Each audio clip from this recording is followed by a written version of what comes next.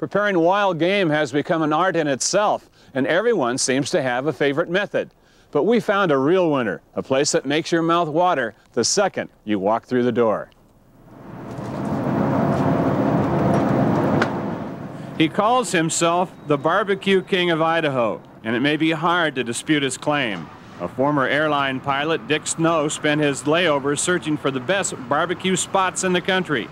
When he retired from flying, he opened his own restaurant in Boise.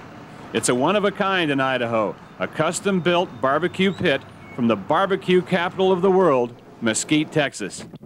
And what Texas barbecue or Southern barbecue is indirect heat. And so we build a fire back here, and through a system of flues, it goes into the barbecue pit, but the coals never get close to the fire, and we use all the smoke and the heat from the fire back here to cook the meat long and slow. Instead of a real high heat, it's a real low temperature cooking process. Now remember those pheasants from the last story? Well, what could be finer than a holiday feast prepared by the Barbecue King of Idaho, who also happens to be a hunter himself? What we have, pheasants are a little tricky because they're dry, and what you need is to try and pluck the pheasants instead of skinning the pheasants like a lot of hunters like to do. And that keeps a little bit of the fat in the bird in the smoking process, because the smoker dries out the meat if you're not careful.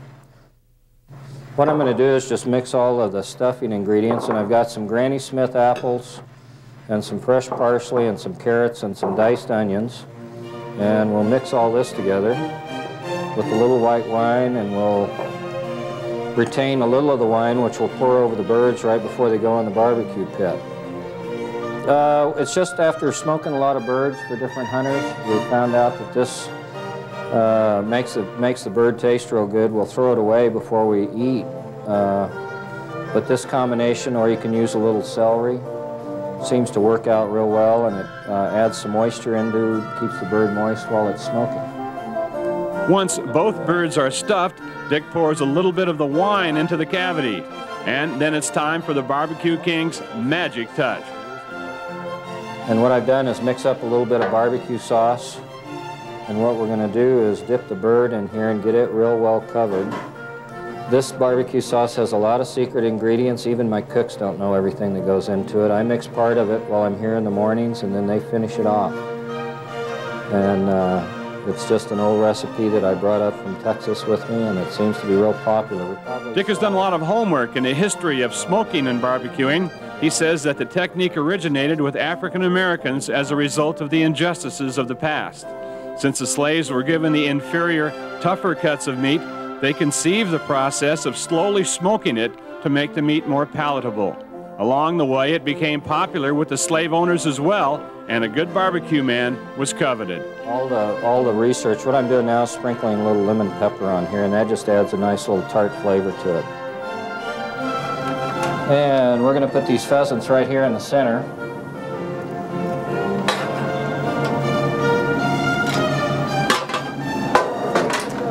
These will be ready in about 4 to 6 hours.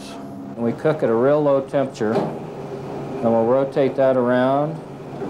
Those look like they're going to do all right, and we'll close the pit up, come back in about an hour and check them.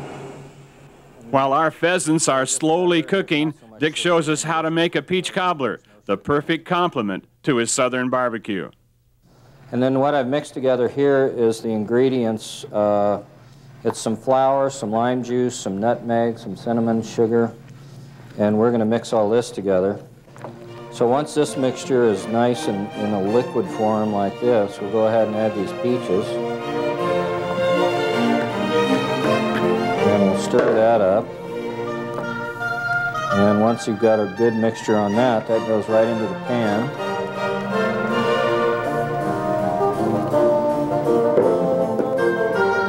And then we have a topping. Some people like a pie crust topping. This is kind of a sweet cake topping, but it mixes through the peach cobbler.